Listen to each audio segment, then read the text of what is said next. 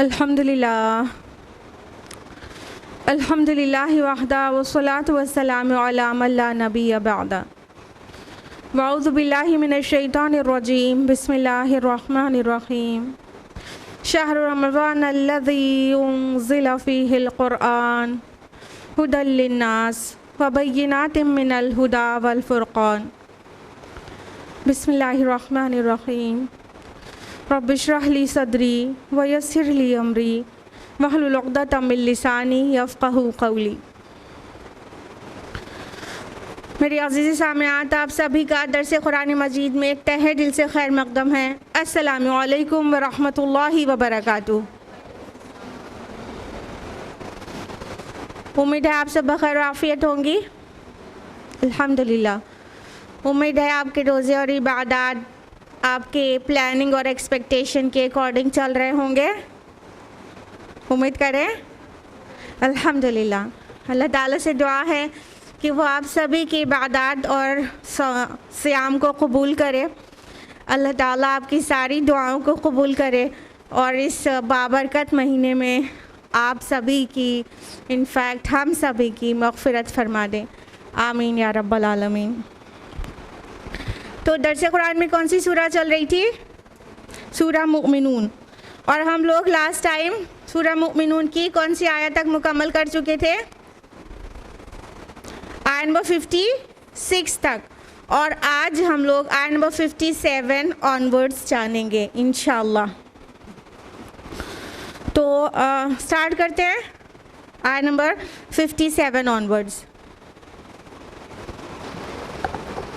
अऊज़ु बिल्लाहि मिनश शैतानिर रजीम बिस्मिल्लाहिर रहमानिर रहीम इन्नल्लज़ीना हुम मिन खश्यति रब्बिहिम मुश्फ़िक़ून। बेशक जो लोग अपने रब की हैबत से डरते हैं। वल्लज़ीना हुम बिआयाति रब्बिहिम युमिनून, और जो अपने रब की आयतों पर यकीन रखते हैं। देखिए सूरह मोमिनून की स्टार्टिंग में आयत नंबर 1 to 11 आपको याद होगी कि उसमें मोमिनून की सिफ़ात का बयान है जो वारिसे जन्नत होंगे ना। अब ये जो आयत आ रही हैं ये बहुत सिमिलर है उससे। बीच में कुफ़ार का जिक्र था और इससे बिल्कुल कंट्रास्ट बयान था। लेकिन अब जो आयत आ रही हैं ये काफ़ी सिमिलर है स्टार्टिंग की आयत से। यानी वो जो मोमिनून हैं, जो फ़लाह पाने वाले हैं, उनकी और भी कुछ क्वालिटीज़ हैं जो इसी सूरह में आगे यहाँ से मेंशन हुई हैं। तो अल्लाह ताला इस आया में आयत नंबर 57 में क्या फरमा रहे हैं कि वो जो अपने रब की खशियत से डरते रहते हैं, रौब से डरते रहते हैं और अपने रब की आयतों पर ईमान रखते हैं। यानी वो लोग जो नेक अमाल करते हैं पुख्ता ईमान के साथ, तो अपने अमाल पर मुतमईन नहीं हो जाते। जैसे रमज़ानुल मुबारक चल रहा है, आप रोज़े रख रही होंगी और बहुत कसरत से कुरान का साथ इख्तियार कर रही होंगी, बहुत इस्तिग़फ़ार कर रही होंगी और बहुत से अच्छे अच्छे काम कर रही होंगी। लेकिन इससे मुतमईन नहीं हो जाना है, क्योंकि मोमिनीन कभी मुतमईन नहीं होते करने से, बल्कि वो डरते रहते हैं कहीं ये कबूल हो ना हो, इस बात का उन्हें दगदगा लगा रहता है। हसन बसरी रहमहुल्लाह ने बहुत ब्यूटीफुली इसको डिस्क्राइब किया है। इमाम बुखारी ने इस कौल को अपने सही अल बुखारी में भी जगह दी है। मा खाफ़हु इल्ला मोमिनुन व मा अमिनहु इल्ला मुनाफिकुन। जो अमन से है वो मुनाफिक है एक्चुअली, और जो खौफ में है वही मोमिन है। यानी मोमिन अपने अच्छे अच्छे काम करके कभी मुतमईन नहीं हो जाता कि मैंने आज 10 पारे पढ़ लिए और मैंने बहुत सारा सदका खैरात कर दिया, आज सुकून की नींद आएगी। नहीं, फिर भी दिल डरता रहता है कि बस अल्लाह कबूल कर ले, बस अल्लाह कबूल कर ले। तब भी अच्छे अच्छे जितने भी अच्छे काम कर ले, दिल में ये सेटिस्फैक्शन नहीं होना चाहिए तो मैं तो बड़ा जो है आमाले सालिहात करने वाली हूँ, ये एहसास नहीं आना चाहिए। तो मोमिन की ये सिफत होती है कि वो अपने रब से तब भी डरते रहते हैं, यानी सारे अच्छे काम कर रहे हैं फिर भी रब से डरे जा रहे हैं, और जो रब की आयात हैं उन पर वो ईमान लाते हैं, ईमान रखते हैं। और यहाँ आयात से मुराद दोनों तरह की आयात हैं। कौन कौन सी दो तरह की हम कह रहे होंगे, वो करिए, गेस करिए। एक कौन सी, रब की आयात कौन सी है भाई? जी, आफाक और अनफुस में निशानी, इसको दूसरे नंबर पे बोलना चाहिए था। और एक आयत कौन सी है? वही के ज़रिए जो अल्लाह ताला ने कुरान हकीम में नाजिल की। तो इसे दोनों मफहूम रहेगा कि जो अल्लाह ताला ने वही के ज़रिए मोहम्मद रसूलुल्लाह सल्लल्लाहु अलैहि वसल्लम पर नाजिल किया है उस पर ईमान लाते, पुख्ता यकीन रखते हैं। और आफाक और अनफुस में भी वो जो आयात हैं, और आयात का मीनिंग आप लोग बहुत अच्छी तरह जानते हैं, साइंस ना, निशानियाँ। तो उन निशानियों पर भी गौर व फिक्र करते हुए उसे बामकसद समझने का ईमान रखते हैं। मतलब सूरज निकल रहा है, डूब रहा है, ऐसे बेमकसद नहीं हो रहा है, वो गौर करते हैं और फिर यकीन रखते हैं कि ये सब कुछ बामकसद है। लिहाजा वो डरते रहते हैं, अपने रब से कांपते रहते हैं। मोहब्बत भी होती है और एहतराम वाला डर भी, खशिया वर्ड आया है ना और मुशफ़िकून आया है ना, तो इसका माना ये नहीं होता कि किसी जंगली जानवर से जो खौफ आएगा वो वाला खौफ नहीं, जो आउट ऑफ रेस्पेक्ट जो खौफ होता है, जैसे पेरेंट्स से इंसान कोई बात का डर रखे कि अगर कोई लड़का है सिगरेट पीता भी है लेकिन वालिद के सामने नहीं पिएगा, क्यों? एहतराम की वजह से। तो ये जो डर है जो एहतराम और मोहब्बत की वजह से आता है वो खशियत कहलाता है।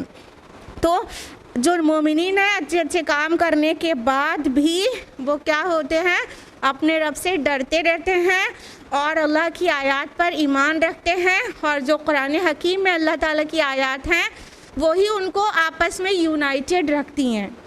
कुरान मीन्स बनता है उनको यूनाइट करने का भी, यानी कुरान पर ईमान रखना उनको मुत्तहिद करने का भी सबब बन जाता है। वल्लज़ीन हुम बिरब्बिहिम ला युशरिकून, और जो अपने रब के साथ किसी दूसरे को शरीक नहीं करते। देखिए, ईमान ले आना काफ़ी नहीं होता, शिर्क का रद्द उससे पहले ज़रूरी है। क्योंकि जो कलमा तय्यबा आप पढ़ती हैं और अपने बच्चों को पढ़ाती हैं तो उसमें पहले क्या आता है? ला इलाहा, फिर क्या आता है? इल्लल्लाह। लिहाजा पहले शिर्क का इब्ताल ज़रूरी है, शिर्क का रद्द ज़रूरी है, शिर्क को हटाना है और तब जो ईमान होगा वो सही सही ईमान होगा। पहले हम कहते हैं ला इलाहा, कोई माबूद नहीं है, there is none worthy of worship इल्लल्लाह एक्सेप्ट अल्लाह। तो शिर्क का इब्ताल बहुत ज़रूरी है। आप इतने अच्छे अच्छे काम करते हैं और बीच में शिर्क के ख़िलाफ़ बात कह दी गई कि वो अपने रब के साथ शिर्क नहीं करते हैं, तो क्या मतलब हुआ? उसका मतलब ये हुआ कि कुछ लोग ईमान लाने के बाद भी शिर्क करते हैं। और ये आयत सूरह यूसुफ में मौजूद है, अहले ईमान के बारे में कहा गया शिर्क करते हैं। कैसे भाई? वो कहते तो हैं अल्लाह एक है और मोहम्मद रसूलुल्लाह सल्लल्लाहु अलैहि वसल्लम उसके रसूल हैं, लेकिन वो दुआएं किसी गैरुल्लाह से कर डालते हैं, नज़र व न्याज किसी गैरुल्लाह पे चढ़ा देते हैं, कुर्बानी किसी और की रज़ा के लिए करा देते हैं। तो ये सब भी फॉर्म्स ऑफ शिर्क है, इसको बहुत अच्छी तरह समझना चाहिए। असल में शिर्क अपने बहुत मुख्तलिफ लबादे में आता है लोगों के सामने हर दौर में। शैतान जो है हमसे और आपसे बहुत ज़्यादा स्मार्ट है। जो शिर्क ओपन रहेगा उस शिर्क को उस सोसाइटी में नहीं राइज करेगा, वो जानता है ये पहचान जाएंगे, शिर्क को नए रैपर में रैप करके पेश कर देगा और वो उस सोसाइटी में बहुत लोग नहीं भी पहचान पाएंगे। लिहाजा अब ये वाला शिर्क मुसलमानों के थोड़ी होगा कि उनके यहाँ बुत बना और रखा हो उसकी पूजा करें। ये वाला शिर्क के लिए मुसलमानों में नहीं कोशिश करेगा। किस शिर्क की कोशिश करेगा कि औलाद नहीं हो रही है, अरे फुला बाबा बहुत वहाँ मुराद पूरी होती है, जाओ वहाँ से दुआ करो। सुनने वाला तो अल्लाह ही है, लेकिन उनके वसीले से मांगो, उनके मज़ार के पास जाके मांगो तो मिल जाएगा। ये वाले से शिर्क से कोशिश करेगा। तो या तो फिर बुज़ुर्गों की हैसियत इतनी कर देना कि अल्लाह से मिला देना। ये तमाम जो फॉर्म्स ऑफ शिर्क है उसके लिए हमें बहुत कॉन्शियस रहना चाहिए। शिर्क फिल मुहब्बा भी एग्जिस्ट करता है। शिर्क फिल मोहब्बत क्या है? किसी से इतनी मोहब्बत करना, चाहे वो रसूल हो, चाहे औलिया अल्लाह हो, चाहे अपने पीर फ़कीर हो, किसी से इतनी मोहब्बत करना कि अल्लाह की या तो हम पल्ला बना देना या तो उसके ऊपर ले जाना, ये भी शिर्क है। शिर्क फिल मोहब्बत। और खुदा न ख्वास्ता अपनी औलाद से आप इतनी ज़्यादा मोहब्बत करते हैं तो भी शिर्क है। अल्लाह का हक़ है कि सबसे ज़्यादा मोहब्बत उससे होनी चाहिए। शिर्क फिल खौफ भी है एक काइंड ऑफ शिर्क। ये क्या? ये सब खुफिया शिर्क है। शिर्क खफी। शिर्क फिल खौफ का क्या है? शिर्क फिल खौफ ये है किसी से इतना डरना कि अल्लाह के हम पल्ला, अल्लाह के बराबर या उससे भी ज़्यादा डरना। जैसे किसी पीर फ़कीर के श्राप दे देने से डर जाना कि नहीं, उनको प्लीज़ करना बहुत ज़रूरी है, अगर वो उन्होंने जो है कोई बदुआ कर दी तो मेरी तो बनती बिगड़ जाएगी। इतना खौफ। तो किसी का इतना ज़्यादा या बॉस का इतना ज़्यादा खौफ कि स्याह सफ़ेद तो कर देंगे, रब की नाफरमानी तो कर देंगे, लेकिन बॉस की नाफरमानी नहीं करेंगे। हाँ, उसी बात में बॉस प्लीज़ तब हो रहा है जब आप रब की नाफरमानी करें, तो आप रब की नाफरमानी कर देंगे बॉस को प्लीज़ करने के लिए। शिर्क फिल खौफ हो गया। वतन के मोहब्बत में भी शिर्क हो जाता है। तो इन तमाम जो है शिर्क के काइंड्स को भी बहुत होशमंदी से ख्याल रखना चाहिए कि ये सब भी नहीं आना चाहिए। लिहाजा कहा गया वो अपने रब के साथ किसी को शरीक नहीं करते हैं। तो जब शिर्क का नाम आए तो इतना मोटा सा खाली इमेजिनेशन आपका ना आया करे कि ऐसे हम कहाँ बुत बना के उसके सामने झुकते हैं। बस यही शिर्क नहीं है, हमने जो अभी चीज़ें बताई और इसके अलावा भी कई चीज़ें। नबी सल्लल्लाहु अलैहि वसल्लम से मोहब्बत भी शिर्क में दाखिल हो सकती है कि कभी रसूलुल्लाह के शान में नात में ऐसे अशार होते हैं जो खुल्ला शिर्क होते हैं, अल्लाह ताला के बराबर या उससे ऊपर पहुंचा देते हैं। तो नबी सल्लल्लाहु अलैहि वसल्लम की ज़ात को भी अल्लाह के साथ शरीक कर देते हैं लोग। बहुत होशमंद रहने की ज़रूरत है। यानी कामयाबी तब मिलेगी जब किसी भी तरह का शिर्क नहीं होगा। लिहाजा ये जो शिर्क खफ़ी जो बहुत सारे बताए हमने, इसके लिए रोज़ तौबा किया करिए और अपने ईमान को रिवाइव किया करिए। वल्लज़ीना युअतूना मा आतौ व क़ुलूबुहुम वजिलतुन अन्नहुम इला रब्बिहिम राजिऊन। और जो लोग दे सकते हैं देते हैं और उनके दिल कांपते रहते हैं इस बात से कि उनको अपने रब की तरफ लौट कर जाना है। अब उनके एट्रीब्यूट्स जो हैं कंटिन्यूड हैं, जो मोमिनून हैं, सादिकून हैं, जो अल्लाह ताला के यहाँ मुक़र्रब बंदे हैं जो कामयाब हो जाएंगे। क्या कहा गया कि वो जो कुछ देते हैं वो देते हैं, मतलब यूतूना मा आतौ। इसका क्या मतलब हुआ? एक तो यही माना हुआ कि वो अल्लाह की राह में माल देते हैं। ईता वर्ड का माना देना होता है स्पेंडिंग, ठीक है, लेकिन ईता लफ्ज़ यहाँ तक महदूद नहीं है कि सिर्फ स्पेंडिंग उसका माना लिया जाए, खर्च करना, ठीक। ईता लफ्ज़ का और भी माना होता है, वो चीज़ किसी मादी चीज़ के देने के लिए नहीं बल्कि किसी मानवी चीज़ के देने के लिए भी इस्तेमाल होता है। जैसे कि अरब में कहा जाता है आतई तो मिन नफ्सिल क़बूल। इसका मतलब होता है किसी शख्स की इताअत कबूल कर लेना। अब ये मानवी अंदाज में आ गया ना, तो अब ये सभी चीज़ कहेंगे, यानी किसी की इताअत में आ जाते हैं और नेकियां करते हैं और कुर्बानियाँ देते हैं और ख़िदमत देते हैं, जो भी सर्विस है वो देते हैं। सिर्फ माल देना नहीं, सर्विस देना, सैक्रिफाइस देना, कुर्बानियाँ देना, ये सब देना भी ईता वर्ड के मफ़हूम में शामिल है। तो यहाँ पर जो मीनिंग जो उभर के आ रही है वो मौलाना मौदूदी का पॉइंट ऑफ व्यू ये है कि ये असल में इताअत देने के माना में है कि वो कम्प्लीटली सबमिट करते हैं अपने रब को, पूरी तरह से इताअत बजा लाते हैं।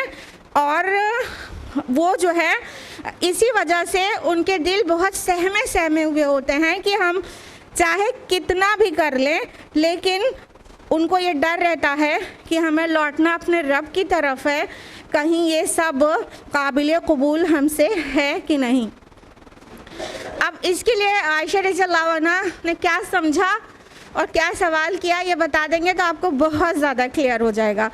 इस आयत पर आयशा रज़ियल्लाहु अन्हा ने ये सवाल किया रसूलुल्लाह सल्लल्लाहु अलैहि वसल्लम से कि क्या ये उन लोगों की बात है जो डरते रहते हैं, सहमे रहते हैं, मुशफ़िक़ून हैं और अपने रब की तरफ पलटने से एकदम कांप जाते हैं, तो क्या ये वो लोग हैं जो चोरी करते हैं और ज़िना करते हैं और शराब पीते हैं?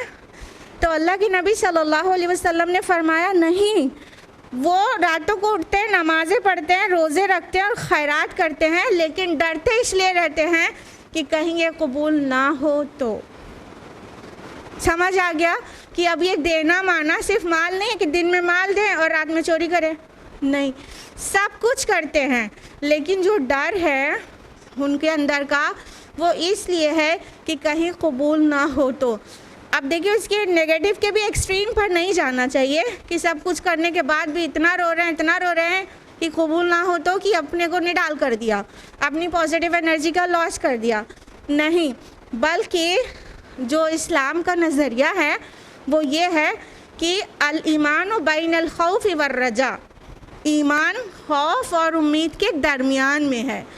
तो डरना भी चाहिए लेकिन अच्छी उम्मीद भी अल्लाह से करना चाहिए। अभी पॉइंट क्लियर हो गया?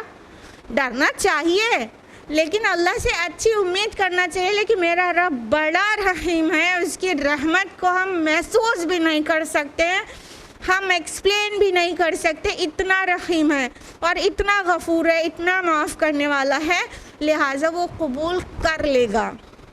ये रजा होना चाहिए, उम्मीद, और ये खौफ होना चाहिए कि बहुत सारे हमारे आमाल में मिलावट थी, कोताही थी, कमी थी, कमज़ोरियाँ थी, वो प्योर नहीं थे, तो पता नहीं वो अल्लाह ताला के यहाँ मकबूल आमाल में से बने कि नहीं, इस बात का डर भी रहे और इस बात की उम्मीद भी रहे कि लेकिन मेरा रब तो रहीम है, इंशाअल्लाह वो कबूल कर लेगा और मुझे रुसवा नहीं करेगा और मुझे फेल नहीं करेगा। ये दोनों के दरमियान में जब रहेंगे तो सही सही ईमान है, ठीक है। लेकिन अगर एकदम इधर चले जाएं कि उम्मीद ना रखें, सिर्फ खौफ ही, तो भी इंसान हलाक हो जाएगा ना खौफ के मारे और अपनी पॉजिटिव एनर्जी का लॉस कर देगा, रो रो के बेहोश हो जाएगा ना। तो उम्मीद भी रखना, और उम्मीद भी एक्सट्रीम पे नहीं जानी चाहिए, सारे कर्म करो अल्लाह तो रहीम है। उम्मीद और खौफ दोनों का बैलेंस ज़रा सा भी बिगड़ेगा तो डिस्ट्रक्शन है। इन दोनों का बैलेंस सही सही बनाए रखेंगे तो सही ईमान है, ठीक है। तो इसको समझना चाहिए। उमर रज़ियल्लाहु अन्हु ने देखिए उनकी ह्यूमिलिटी देखिए, उमर रज़ियल्लाहु अन्हु कितने उनके वजह से कितने काम हुए, मतलब सारी दुनिया के लिए जो सबसे फ्रूटफुल लीडर कोई हो सकता है रसूलुल्लाह सल्लल्लाहु अलैहि वसल्लम के बाद, तो वो उमर रज़ियल्लाहु अन्हु है। कितनी फतूहात, कहाँ तक इस्लाम फैलना और कितना स्मार्ट लीडरशिप ना, ये सारा कुछ, कितनी खिदमत दे के दुनिया से गए, लेकिन जाते जाते उनका जो अपने आप का इवैल्यूएशन था वो ये था कि अगर अल्लाह ताला मुझे इधर और उधर दोनों के बीच में ना इनाम दे ना सज़ा दे, दोनों के बीच में भी रख दे तो ठीक है। सुभान अल्लाह। मतलब उनका सेल्फ एस्टिमेशन ये था कि सज़ा से तो बहुत ही डरते हैं और वो जन्नत के मुस्तहिक पता नहीं है कि नहीं है, तो अगर दोनों के बीच में भी हो तो भी ठीक है। मतलब ये था उनका एस्टिमेशन, जबकि हम और आप सब जानते हैं कि वो अशरा मुबशरा में से थे, लेकिन अपने आप को इतना सख्ती से चेक करते थे और ये भी उनसे मनकूल है कि कहते थे कि अगर मुझे अल्लाह से इतनी उम्मीद है कि अगर कोई एक जन्नत में जाने वाला हो तो मैं उम्मीद करूँगा कि शायद वो मैं भी हो सकता हूँ, और मुझे अल्लाह से इतना खौफ है कि अगर कोई एक भी जहन्नम में जाने वाला हो, बाकी सब जन्नती हैं, तो मैं ये खौफ रखता हूँ कि शायद मैं ही हूँ वो जहन्नम में जाने वाले। देखा बैलेंस देखा, खौफ भी होना चाहिए, उम्मीद भी होना चाहिए, और इनके दरमियान ही सही ईमान होता है। आयत नंबर 61, उलाइका युसारिऊना फिल खैराति वहुम लहा साबिकून। ये लोग नेकियों में जल्दी करते हैं और यही लोग उन पर सबसे पहले पहुंचते हैं। अब उनकी एक क्वालिटी और बता दी गई, युसारिऊना फिल खैरात हैं, नेकी में सबकत करना चाहते हैं, जल्दी करते हैं, डिले नहीं करते, अभी कर लेंगे तभी कर देंगे।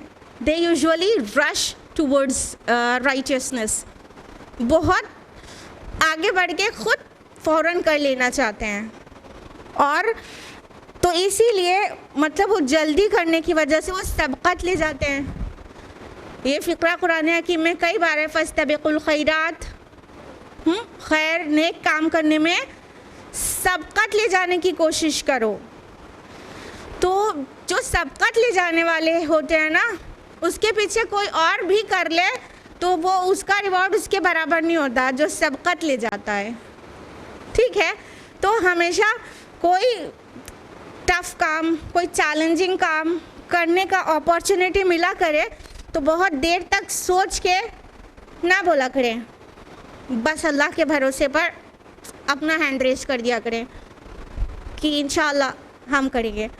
फिर उसके पीछे हिम्मत जुटाते 2-4 और हैंड रेस हो जाएंगे तो सबकत ले जाने वाले के बराबर नहीं पहुंचेंगे वो। पता है ना, मक्का में जो लोग ईमान लाए, जो लोग रसूलुल्लाह सल्लल्लाहु अलैहि वसल्लम के साथ महाजिरून थे, वो बिल्कुल भी बराबर नहीं है जो फ़तह मक्का के बाद जो लोग ईमान लाए, कतई बराबर नहीं है। वो सबकत ले जाने वाले हैं। तो सबकत जो ले गया वो ले गया, और जो वेट एंड वॉच करके और बाद में हालात बहुत साजगार हो गए तब वही नेकी का काम करे तो दोनों बराबर थोड़ी हो जाएंगे अल्लाह की नज़र में। लिहाजा हर काम को सबसे पहले करने की हम लोगों को कोशिश करना चाहिए कि मैं सबकत ले जाऊं, और छोटी छोटी नेकियों में भी सबकत ले जाने की कोशिश करना चाहिए। किसी को प्यास लगी है, बस उसने कहा कि प्यास लगी है, 4 लोग बैठे थे, कोई नहीं उठा, कोई एक बच्चा ही होगा 5वां, वो फ़ौरन उठ गया और उसने 1 गिलास पानी ला के दे दिया। इसको सबकत ले जाना कहते हैं। तो छोटी से छोटी नेकी को हक़ीर ना समझें, बल्कि उसमें सबकत ले जाने की कोशिश करें। अल्लाह ताला ने उनका एट्रीब्यूट बयान किया है जो कामयाब हो जाएंगे, जो अल्लाह को पसंद हैं। उस सिलसिले में ये बात आ रही है कि वो सबकत ले जाते हैं और जल्दी करते हैं, सोचते नहीं हैं। शैतान क्या करता है, वो प्रोक्रेस्टिनेशन सिखाता है, अरे कर लेना, अभी बहुत टाइम है, अभी हो जाएगा। उससे बहुत बार वो जज्बा ठंडा पड़ जाता है और वो काम नहीं होता है। नोटिस किया है, कभी फील किया है? हाँ, इसलिए जिस वक्त ईमान चढ़ा हुआ हो बस कर डालना चाहिए, देर नहीं करना चाहिए। आयत नंबर 62, वला नुकल्लिफु नफ्सन इल्ला वुस्अहा वलदैना किताबुन यांतिकु बिल हक़्क़ि वहुम ला युज़लमून। और हम किसी को उसकी ताकत से ज़्यादा तकलीफ़ नहीं देते, और हमारे पास किताब है जो सच सच बता देगी और उन पर कोई जुल्म नहीं किया जाएगा। ये आयत कुरान हकीम में बहुत बार रिपीट हुई है, वला नुकल्लिफु नफ्सन इल्ला वुस्अहा। थोड़े से लफ्ज़ी फ़र्क के साथ बकरा में 2 बार आई है और यहाँ पर है, कई बार रिपीट हुई है। और आप सूरह बकरा की आखिरी आयत तो पढ़ती रहती हैं, वला युकल्लिफुल्लाहु नफ्सन इल्ला वुस्अहा, राइट। लेकिन जिस कॉन्टेक्स्ट में यहाँ आई है वो बहुत इम्पॉर्टेंट है। यानी नेकी में सबकत की बात हो रही है, अच्छे अमाल की बात हो रही है, तो कोई ये ना समझे कि जो दुनिया का बहुत बड़ा इंटेलेक्चुअल है, हम तो उतनी सर्विसेज नहीं दे पा रहे हैं। लाइक आप देखें कि यूथ क्लब स्पीकर्स हैं, ठीक है, आप उनसे कंपेयर करने लगे, या तो आप देखें कि ब्रदर फैज़ सैयद की सर्विसेज बहुत ज़्यादा हैं, बहुत ज़्यादा हैं। तो कोई एक बिलो एवरेज दिमाग की खातून सोचे कि हमको इतना करना है, तो बात वाज़ेह की गई है कि अल्लाह ताला किसी की इस्तिताअत से ज़्यादा उस पर बोझ नहीं डालता। यानी किसी, मान लीजिए किसी मेड से ये नहीं पूछा जाएगा कि फैज़ सैयद के बराबर तुमने स्पीचेस क्यों नहीं किया। Getting the point? जो अल्लाह ने अता किया है वो जज करेगा अकॉर्डिंगली, उसके शाकिला के मुताबिक। शाकिला क्या है? ये कुरान की इस्तिलाह है, सूरह बनी इसराइल में आया है। शाकिला है whatever Allah subhanahu wa ta'ala has given us in our genes, जो हमारे जीन में जेनेटिक कोडिंग के ज़रिए जो सलाहियतें जीन्स में हैं, वो plus background, the atmosphere, the surrounding in which we live, जिस घर में पैदा हुए, जिस समाज का हिस्सा हैं, इन दोनों के मुताबिक इंसान का अपना एक किसी काम को करने की स्टैमिना और सलाहियत बनती है। यानी कुछ अल्लाह ने देकर भेजा होगा, कुछ समाज ने उसकी तरबियत की होगी, ठीक है। उसके बाद वो एक जो पैकेज है एट प्रेजेंट, तो तब है, तो जो उसे अल्लाह की तरफ से मिला और जो बैकग्राउंड से मिला, उसके बाद जो उसका इंटेलेक्चुअल और उसका एजुकेशनल लेवल है, उसके अकॉर्डिंग उससे एक्सपेक्ट किया जाएगा कि उसने कितना किया। Getting the point? कि इंसान बहुत ज़्यादा ज़हीन है, मान लो पोस्ट ग्रेजुएट है, फिर उससे कहो कि कुरानिक अरबिक सीख लो, तो वो कहे अरे वो अरबी तो बहुत डिफ़िकल्ट है, वो हमसे नहीं हो रहा है, बहुत ज़्यादा कठिन है। तो भी पोस्ट ग्रेजुएशन करने के लिए कठिन नहीं थी, वो कठिन नहीं था। अरे इंजीनियर्स और डॉक्टर्स को अरबिक टफ लग जाती है, क्या मेडिकल करना इतना आसान है? इंजीनियरिंग करना इतना आसान है?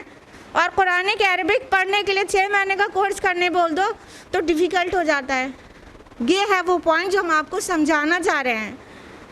Whatever Allah subhanahu wa ta'ala has given us, He will question us accordingly.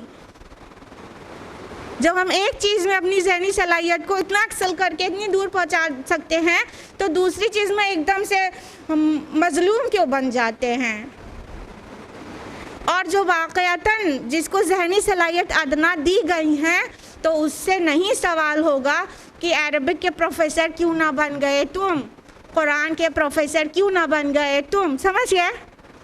जितना अल्लाह ने अता किया है उसके अकॉर्डिंगली वो क्वेश्चन करेगा, उसके अता के ख़िलाफ़ वो क्वेश्चन नहीं करेगा। जब ज़्यादा दिया है तो ज़्यादा सवाल करेगा, कम दिया है तो कम सवाल करेगा और बहुत रेलिवेंट होगा।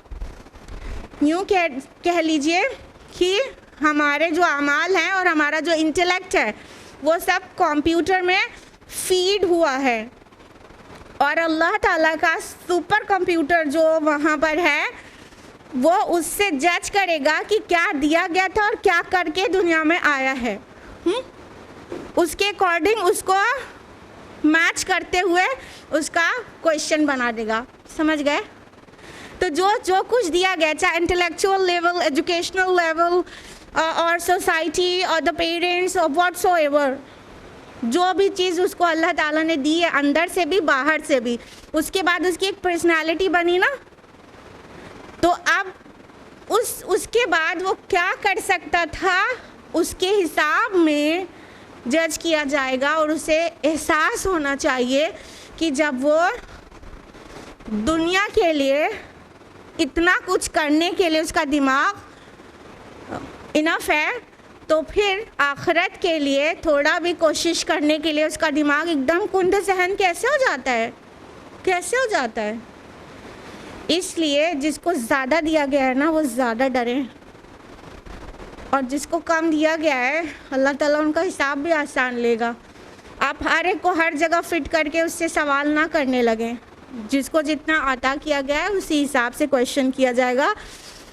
This is the essence of the आया कि अल्लाह ताला किसी की ताकत से ज़्यादा उस पर जिम्मेदारी नहीं देते, बोझ नहीं डालते, और जो कुछ है सब एक किताब में दर्ज है। अब यहाँ किताब से मुराद नामा आमाल है, यानी जो अभी हमने आपको बताया कि आपकी सलाहियतें भी चिप्स में हैं, कंप्यूटर में हैं, और आपके प्रोविजंस भी चिप्स में हैं, कंप्यूटर में हैं, और दोनों मेमोरीज जो रोम चिप हो, रैम चिप हो, वॉटएवर, दोनों को रिलेट करके सुपर कंप्यूटर कैलकुलेट करके बता देगा।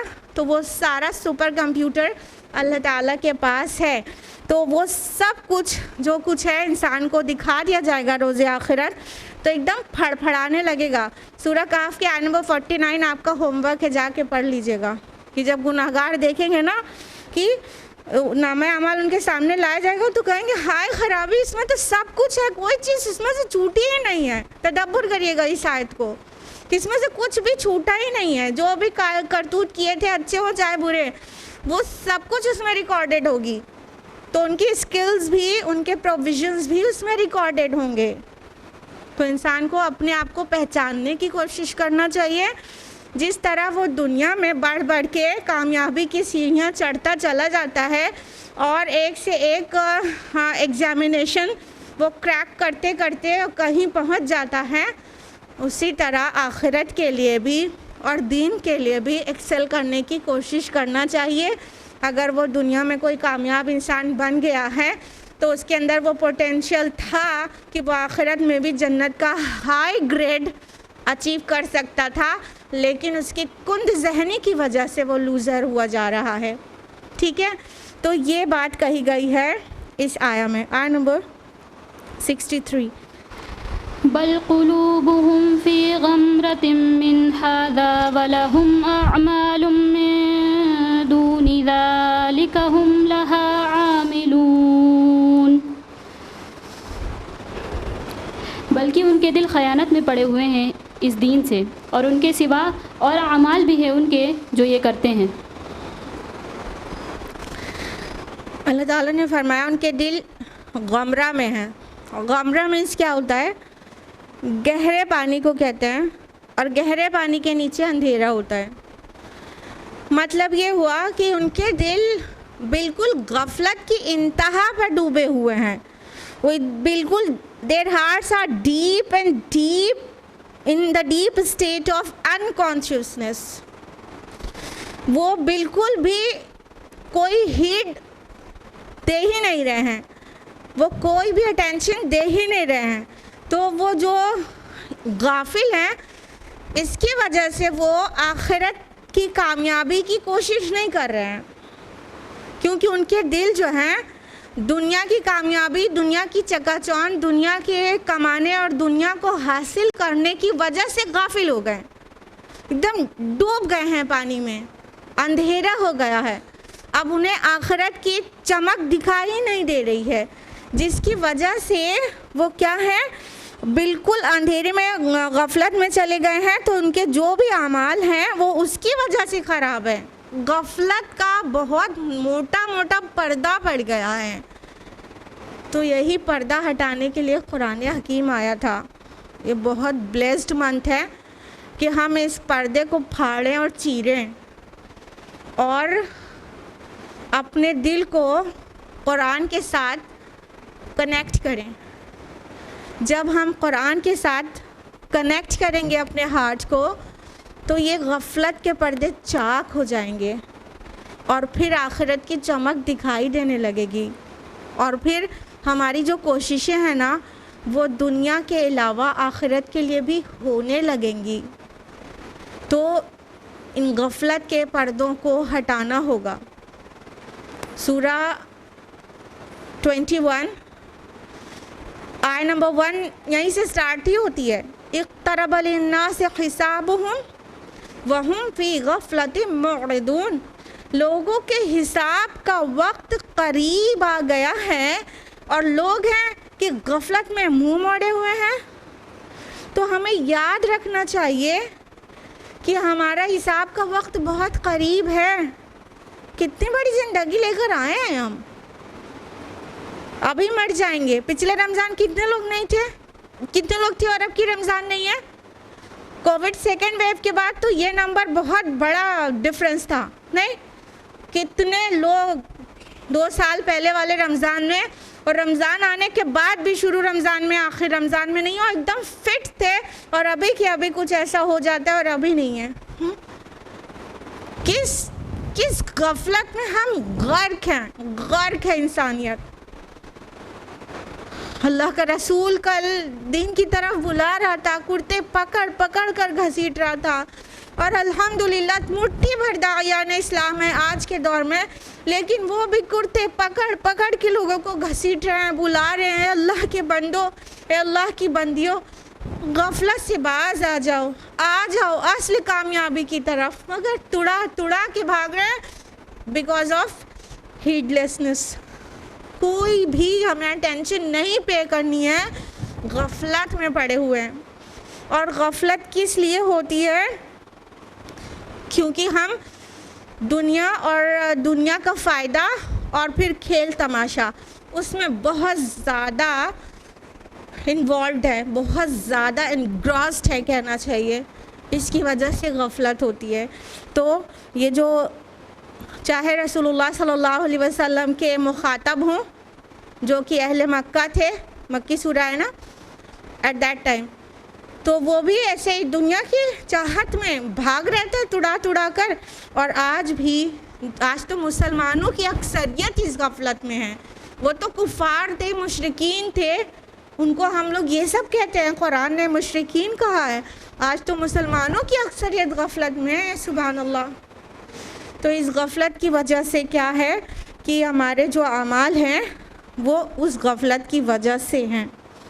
आयत नंबर 64, हत्ता इज़ा अख़ज़ना मुतरफ़ीहिम बिलअज़ाबि इज़ा हुम यजअरून, यहाँ तक कि जब हम उनमें से खुशहाल आदमियों को पकड़ लेंगे अज़ाब में तो वो चिल्ला उठेंगे, ला तजअरुल यौमा इन्नकुम मिन्ना ला तुंसरून, आज मत चिल्लाओ, तुमको हमसे कोई मदद नहीं मिलेगी। देखिए ये जो एलीट पीपल होते हैं, यहाँ मुतरफ़ीन जो आया है, मुतरफ़ीहिम आया एक्चुअली, और ये इजाफत की वजह से नून हट गया है मुतरफ़ीन का। तो ये मुतरफ़ीन कौन होते हैं? बार बार बताते रहते हैं, ये एलीट पीपल होते हैं, फिनेंशियल एलीट, सोशली एलीट। तो ये जो खुशहाल लोग होते हैं ना सोसाइटी के, सबसे ज़्यादा फसाद यही फैलाते हैं एक्चुअली। तो अल्लाह ताला इनको सबसे पहले एड्रेस कर रहा है, क्योंकि बाकी लोग तो इनके फॉलोवर्स होते हैं ना, ब्लाइंड फॉलोवर्स। तो ये जो एलीट पीपल है ना, उनको अल्लाह ताला खाली एड्रेस कर रहे हैं, वरना तो गलती तो सभी लोग कर रहे हैं उनके पीछे पीछे। जो उनको ब्लाइंडली फॉलो कर रहे हैं वो भी गलती कर रहे हैं, वो भी गफलत में आ गए, लेकिन ये उनके लीडर्स हैं ना, लीडर्स हैं। तो अल्लाह ताला कह रहे हैं कि जब हम ये एलीट पीपल को, ये खुशहाल लोगों को, हर समाज के खुशहाल लोग सबसे पहले फसाद पैदा करते हैं, तो उनको जब हम अज़ाब में पकड़ लेंगे, अज़ाब में पकड़ लेंगे मतलब वही आफ्टर डेथ है, तो फिर वो क्या करने लगेंगे? बिलबिलाने लगेंगे, चीखने चिल्लाने लगेंगे। ला तजअरून कहा गया ना, ला तजअरुल यौम, आज मत बुड़बुड़ाओ, आज चीखो चिल्लाओ मत। जानवर को जब सज़ा मिले, तकलीफ़ हो, तो जैसे चीखता है वो लफ्ज़ इस्तेमाल किया गया है यहाँ पर। तो अल्लाह ताला भी कह देंगे अब आज मत चीखो चिल्लाओ, ये जो कुछ तुमने किया है उसके वजह से आज तुम्हें किसी तरह की कोई मदद नहीं मिलेगी। ना अल्लाह के फरिश्ते तुम्हारे मददगार होंगे, ना अल्लाह के अंबिया तुम्हारे मददगार होंगे, ना दुनिया के दीगर मोमिनीन और दायान इस्लाम जो तुमको हमेशा बुलाते रहते थे, कोई मदद नहीं करेगा। चीखो चिल्लाओ मत, और अगर चीखो चिल्लाओ भी तो तुम्हारा कुछ नहीं मिलने वाला है। तो ये एलीट पीपल को वार्न किया गया है, फिर उसके पीछे ब्लाइंडली जो फॉलो करते रहें वो सब अपने आप इसके एड्रेसीज हो गए। लेकिन वो लीडर्स हैं ना, तो उनकी इतनी बुरी कंडीशन होगी वहाँ पर कि उसको मंजर कशी की गई है कि फिर चीखेंगे चिल्लाएंगे। यहाँ पर पहले तो सबको गुमराह करने में सबसे आगे थे, और अब उनको तकलीफ़ पहुँची। वो तो दुनिया में बहुत ज़्यादा तकलीफ़ में रह भी नहीं थे, दुनिया में तो ऐशो आराम में रहे थे। फिर अचानक जब उनको तकलीफ़ मिलना शुरू होगी तो वो गरीबों से ज़्यादा चिल्लाएंगे। वो तो बहुत आयश व इशरत में रहा करते थे, महलात में रहा करते थे, और ठंडक में और एसी में रहा करते थे। तो अल्लाह ताला कहेंगे चिल्लाओ मत, कोई फ़ायदा नहीं होगा तुम्हारे चिल्लाने से। तुम्हारा जो दुनिया का निज़ाम था ना, सारे खुद्दाम तुम्हारे एक आवाज़ बल्कि एक इशारे पे भाग के आते थे और तुम्हें सर्व करते थे, कोई नहीं आने वाला आज, चिल्ला लो। तुम्हारे जो खुद्दाम जो हैं नेक होंगे वो जन्नत में हैं, और तुम जो यहाँ पर भुगत रहे हो वो भी आके तुम्हारी मदद नहीं करेंगे। आज तो तुम्हें ये झेलना ही होगा जो कुछ तुमने अपने लिए कमाया है। आयत नंबर 66। क़द कानत आयाती तुतला अलैकुम फकुंतुम अला आक़ाबिकुम ताकिसून। मेरी आयत तुमको पढ़कर सुनाई जाती थी और तुम उल्टे पाँव फिर जाते थे। मुस्तकबिरीन बिही सामिरा तहजरून, तकब्बुर करते हुए इसको कहानी समझकर छोड़कर चले जाते थे। अब उनको याद दिलाया जाएगा कि दुनिया में ऐसा नहीं था कि पैगाम नहीं पहुंचा था तुम्हारे तक, पैगाम पहुंचा था, लेकिन क्या हो गए तुम? अला आक़ाबिकुम तनकिसून। तनकिसून लफ्ज़ जो है आया है नून काफ सॉद से। नुकूस कहते हैं किसी चीज़ से पीछे हट जाने को, मतलब टर्न हो जाने को, बैक करके दिखा देने को। तो अल्लाह ताला फरमाएंगे ऐसा थोड़ी है कि तुमको अचानक अजाब में पकड़ लिया गया है। नहीं नहीं, इन कॉन्टेक्स्ट बात करें दैट टाइम की, तो हमारा नबी तुम्हें बुलाता था, हमारी आयत पढ़ पढ़ कर सुनाता था, तुम्हारा तज़किया करने की कोशिश करता था, तुम पर कलामुल्लाह की तिलावत करके उससे प्रीच करने की कोशिश करता था। लेकिन तुम क्या करते थे? तुम गुरूर के साथ, अकड़ के साथ बैक दिखा देते थे। यहाँ नंबर 67 में जो सामिरन तहजुरून लफ्ज़ आया है, तो सामिरन का समर का मतलब होता है रात की तारीकी, और समरा का मतलब होता है रात के सोने से पहले जो किस्सा गोई होती है, स्टोरी टेलिंग, वो। यानी जब तुमको हमारी आयत सुनाई जाती थी हक़ की तरफ बुलाने के लिए, एक तो तुम बैक दिखा देते थे, दूसरा तुम क्या करते थे? किस्सा गोई में इन्वॉल्व थे। देखिए हर दौर में स्टोरी टेलिंग किसी न किसी फॉर्म में रहा है सोर्स ऑफ एंटरटेनमेंट। अभी के फॉर्म्स आपको पता है, पहले जो फॉर्म था उसका क्या था कि दिन भर की मसरूफियात के बाद शाम को, स्पेशली अरब की बात हो रही है, शाम को एक ठंडा सा माहौल होता है, दिन भर तपती हुई धूप, शाम को जब ठंडा सा माहौल होता तो किस्सा गो, कहानी गो, रात भर किस्सा गोई और दास्तानें और कहानियाँ सुनाया करता था, और रात भर बैठ के सुनते थे। वही उनका सोर्स ऑफ एंटरटेनमेंट था। हलाल तरीक़े से एंटरटेनमेंट किया जाना मना नहीं है, लेकिन ये लंबे किस्सा कहानी गोई ये क्या करती है?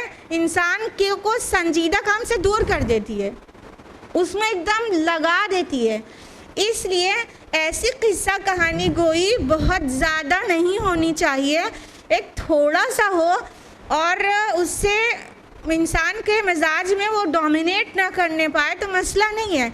लेकिन वो रात भर की और घंटों की, अब का फॉर्म्स जो आपको मालूम है, बाद का दौर आया रेडियो था, उसके बाद का दौर आया टेलीविज़न था, अभी भी है, और साथ में अब मोबाइल आ गया है और यूट्यूब आ गया है। ठीक है, इन सब पे हम क्या करते हैं? किस्सा कहानी गोई तो देखते रहते हैं। ये पूरी फिल्म इंडस्ट्री किस चीज़ पर है? हाँ, कितने ट्रिलियन डॉलर का इनका रेवेन्यू होता है, सोचिए ज़रा। क्या है? कुछ नहीं, किस्सा गोई, यही तो है। उसमें कुछ रियलिटी है?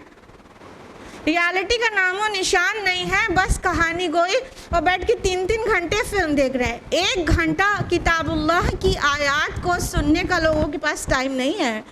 3-3 घंटा एक अटेम्प्ट में एक मूवी देखना, it's quite easy for everybody, quite simple, it's normal, isn't it? ये क्या है? किस्सा कोई नहीं तो कुछ और है। और मुशरिकीन मक्का गलत करते थे, रात रात भर बैठ के कहानी सुनते थे, और आज के मुसलमान सब सही कर रहे हैं।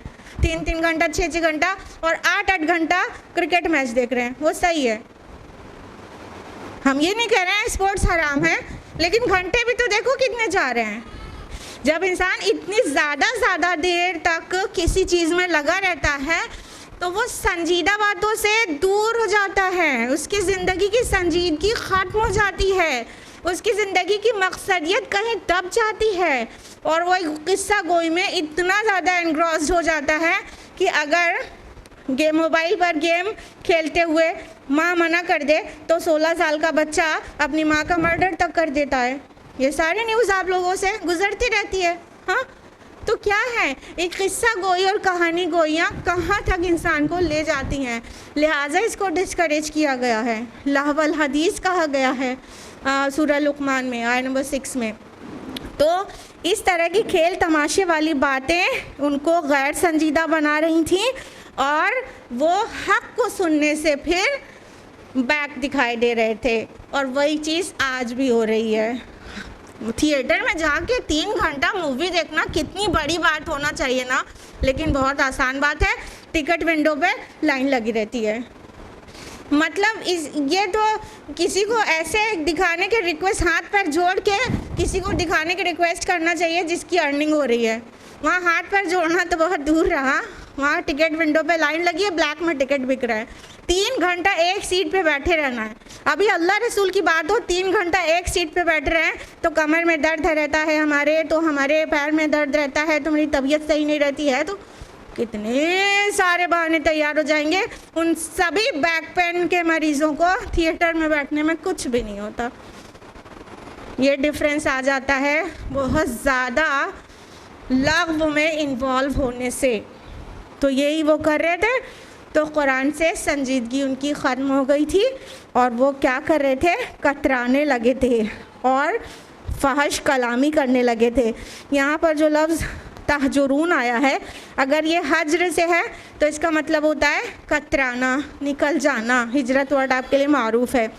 और अगर ये हुज्र से है तो इसका मतलब होता है बदज़ुबानी करना, बुड़बुड़ाना, फहश कलामी करना। यानी जब मेरा रसूल तुमको कुरान सुनाता था तो तुम या तो कतरा के पतली गली से निकल जाने की कोशिश करते थे, या तो मेरे रसूल के साथ फहश कलामी करने लगते थे, बदतमीज़ियाँ करने लगते थे। और बुढ़ापे से जो इंसान बुड़बुड़ाता है वो उसके माना में भी आता है, और बुड़बुड़ाने लगते थे। और बस इनको तो यही काम है। इस तरह आज भी दाइयान इस्लाम ये सारे पेन बर्दाश्त करते हैं। जब नबी जैसा काम करेंगे तो नबी वालों पेन बर्दाश्त तो करना ही होगा। तो ये सारे पेन से गुज़रते हैं आज के भी दाई अल्लाह कि अल्लाह की तरफ बुला रहे हैं, तो इनकी तो पीछे पड़ जाते हैं, तो इनको तो और कुछ सूझता नहीं है, तो इनको तो और, जबकि इंसान को देखना चाहिए कि बात को पहुंचाने वाला उसके रिटर्न में मांग क्या रहा है। किसी को जज करना है, ये देखो कि कुरान पहुंचाने वाला रिटर्न में मांग क्या रहा है, क्या कह रहा है, माला माल कर दो हमको, क्या सोने के ताज मांग के पहन रहा है। हाँ, एक फेक लोग भी होते हैं ना, तो उनके पास तो बहुत दौलत इकट्ठा हो जाती है ना, उनके बेसमेंट में क्या क्या निकलता है, अब आप लोग को सब पता है, न्यूज़ में पढ़ते रहते हैं। तो जो फेक लोग होते हैं वो धनी होते चले जाते हैं, लेकिन जो दाई इलल हक़ होते हैं वो तो नहीं धनी होते चले जाते, और ना ही वो चीज़ सुनाने और बताने, एक एक कॉन्सर्ट करने का कोई चार्ज मांगते हैं क्या? दर्स कुरान में आने का टिकट लेते हैं आप लोग? लेते हैं? कितने का टिकट लगता है दर्स कुरान में आने का? As simple as that. It's really quite simple to जज कि हक़ की तरफ बुलाया जा रहा है कि दौलत कमाने के लिए बुलाया जा रहा है। हाँ, तो जब पहुंचाने वाला कुछ उसके रिटर्न में मांग नहीं रहा है, तो मतलब आसानी से आप भरोसा कर सकते हैं। तो फिर पेट दिखाना, इस्तिकबार करना, इस्तिकबार का माना भी समझ लीजिए। अच्छा, मुस्तकबिरीन आया है ना यहाँ पर। इस्तिकबार और तकब्बुर में थोड़ा सा डिफरेंस होता है। तकब्बुर उस चीज़ को कहते हैं कि किसी के पास पावर हो फिर उसका शो ऑफ करे, और इस्तिकबार इस चीज़ को कहते हैं कि कोई पावर चाहे, तो वो कोई पोजीशन चाहे, उसको इस्तिकबार कहते हैं। ठीक है, यानी अहले मक्का को बड़ा फ़ख्र था ना इस बात पर कि हम तो हाजियों को पानी पिलाने वाले, हम तो काबा के मुतवल्ली हैं, चले आए हमको बताने। यानी वो बड़ाई जो है अपनी चाह रहे थे, हमारी है बड़ाई, थी नहीं, चाह रहे थे कि बड़ाई हमारी होनी चाहिए, तुम्हारी क्यों कर। तो वो बड़ाई चाह रहे थे, तो वो इस्तिकबार करके पलट जाते थे। नहीं हम खुद ही बहुत अच्छे काम करते हैं, हम तो हाजियों को पानी पिलाते हैं, खाने काबा के मुतवल्ली हैं हम। उनके अंदर इस्तिकबार था, इसलिए बैक दिखा देते थे। नेक्स्ट आया, अफलम यद्दब्बरुल क़ौल अम जाअहुम मा लम यअति आबाअहुमुल अव्वलीन। तो क्या उन लोगों ने कलाम इलाही में गौर नहीं किया, या उनके पास कोई ऐसी चीज़ आई है जो उनके पहले बड़ों के पास नहीं आई थी। अल्लाह ताला उनको गौर व फिक्र की दावत दे रहे हैं कि जो कलाम हमारा रसूल पेश कर रहा है उस पर गौर करो। क्या ये गौर नहीं करते कि ऐसी कौन सी नई नवेली चीज़ आ गई है जो इनके अगलों के पास नहीं आई थी। यानी ये अपने आप को दीन इब्राहीमी पर कहते हैं। तो क्या इब्राहीम अलैहिस्सलाम को सुहूफ नहीं मिले थे? इससे पहले के अम्बिया को, रसूलों को किताबें नहीं मिली थी? कौन सी नई नवेली चीज़ आ गई है? क्या ये गौर नहीं करते उस कलाम पर कि इस कलाम का मिजाज तो वही है जो आसमानी कलाम का हुआ करता है। एक तो इस अंदाज में इसको समझ सकते हैं, दूसरा इस तरह भी समझ सकते हैं क्या ये कलाम को अल्लाह के रसूल जो कलाम पेश कर रहे हैं सल्लल्लाहु अलैहि वसल्लम, इस कलाम पर गौर नहीं करते? क्या इनको सिर्फ इस बात की ज़िद है कि बनु इस्माइल में इससे पहले कोई किताब नहीं आई तो अब आ गई है तो हम नहीं मानेंगे? किस बात की ज़िद है इनको? क्या मतलब अपने को कहते तो है दीन इब्राहिमी पर और बनु इस्माइल से यहाँ पर पहली बार, उसके पहले तो सारे रसूल बनु इसराइल से आए ना, तो बनु इस्माइल में पहला कोई रसूल आ गया इस्माइल अलैहिस्सलाम के बाद, तो सिर्फ इसलिए नहीं मानेंगे कि ये बनु इस्माइल से आया है और ये पहला रसूल है। रियलिटी ये है कि अहले अरब, अहले मक्का यहूद को बुरा भला कहते थे। हर एक तो अपने को सबसे ऊंचा समझता है, कल भी ऐसे ही ताज भी है ना। तो अहले मक्का और अहले अरब पूरे यहूद को बुरा भला कहते थे और कहते थे, उनमें आयत निकालते थे कि इनके पास मूसा है, इनके पास किताबें हैं, तब भी ये लोग ऐसे हैं। अगर हमारे पास कोई रसूल आ जाए तो हम दिखाएं कि हम कैसी इताअत करते हैं। ये बड़बोलापन करते थे। अब आ गया रसूल, अब दिखा दिया उन्होंने कैसी इताअत की उन्होंने। तो अल्लाह ताला कह रहे हैं क्या गौर नहीं करते कि ये बनु इस्माइल से उनके पास कोई किताब आई है, लेकिन क्या है कि वो इस जिद में आ गए हैं कि ये कौन सा नया कलाम आ गया, ये कौन सी नई बात पैदा हो गई, ये कौन सा नया दीन निकाल लिया, जबकि वो कोई भी नया दीन नहीं था। हर रसूल ने सबसे पहली दावत तौहीद की दी है, वही मोहम्मद रसूलुल्लाह सल्लल्लाहु अलैहि वसल्लम भी दे रहे थे। नेक्स्ट आया, अम लम यअरिफू रसूलहुम फहुम लहू मुनकिरून। या ये अपने रसूलों को नहीं पहचानते जो इनको नहीं मानते। अब उनके ऊपर एक बहुत बड़ा तंज किया गया है। क्या ये रसूल को नहीं पहचान पा रहे हैं जो उसका इनकार कर रहे हैं? क्या वो बताइए, क्या रसूल की सदाकत उनके सामने पूरी तरह से रिवील नहीं हो चुकी थी? क्या रसूल की अमानतदारी उनके सामने पूरी तरह से एक्सपोज नहीं हुई थी? क्या रसूल का किरदार, उनका अखलाक, उनका सबसे मुमय्यज़ होना पूरे मक्का में नहीं साबित हो गया था उनको? कोई एक भी खियानत रिपोर्टेड नहीं थी, कोई एक भी झूठ रिपोर्टेड नहीं था, उस अखलाक का कोई इंसान नहीं था। 5 साल पहले ही अभी जब हजर अस्वद को रखने की बात आई थी खाने काबा की दीवार पर, तो रसूलुल्लाह सल्लल्लाहु अलैहि वसल्लम को जब चूज़ किया गया तो वो सब मुत्तफिक थे कि ये सादिक है और ये अमीन है, हम इनके ऊपर पूरी तरह से राज़ी और खुश है कि ये रखें। राइट, सब कुछ जानते थे ना नबी की सदाकत, उसके बाद भी वो नहीं मान रहे थे। तो अल्लाह ताला कह रहे हैं कि ये रसूल को पहचान नहीं पा रहे हैं। यानी जिस इंसान ने ज़िंदगी में एक भी झूठ ना बोला हो, वो अचानक अल्लाह के नाम पे इतना बड़ा झूठ कैसे गढ़ लेगा। इससे साफ पता चलता है ना कि वो पहचान कर भी इनकार कर रहे थे, क्योंकि उनकी चौधराहट को ख़तरा था। रियलिटी ये थी। नेक्स्ट आया, अम यक़ूलून बिही जिन्नह बल जाअहुम बिल हक़्क़ि व अक्सरुहुम लिल हक़्क़ि कारिहून। या ये कहते हैं कि इसको जुनून है, नहीं बल्कि वो उनके पास हक़ लेकर आए हैं और उनमें अक्सर लोग हक़ को नापसंद करते हैं।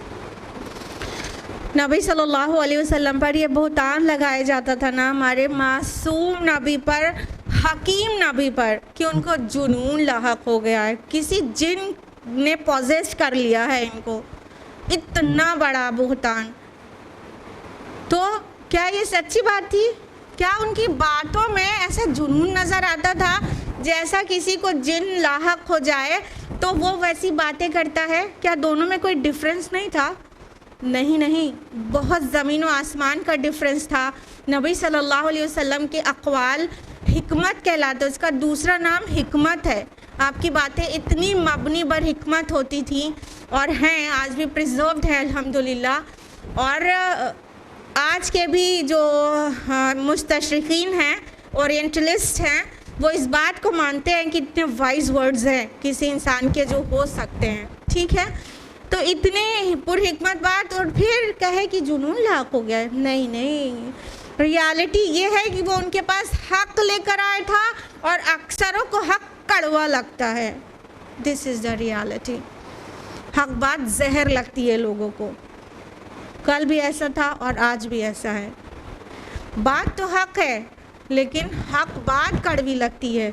जो लोग हकीकत पसंद नहीं होते उन्हें हक़ बात जहर लगती है।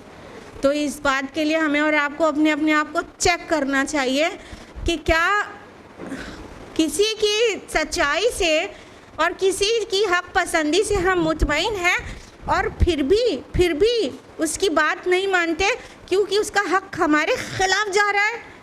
और कमाल की बात यह है कि जब उसका हक़ हमारे फेवर में जाता है तब हम उसके साथ हो लेते हैं, और जब उसका हक़ जो एक्चुअली हक़ है, जो कुरान के मुताबिक है, जो अल्लाह के भेजा हुआ है, जब हक़ हमारे ख़िलाफ़ जाता है तो हमारे गले से नहीं उतरता, इसलिए हम इनकार कर देते हैं। तो मेजॉरिटी कल भी हक़ को कड़वा जानती थी, मेजॉरिटी आज भी हक़ को हज़म नहीं कर पाती।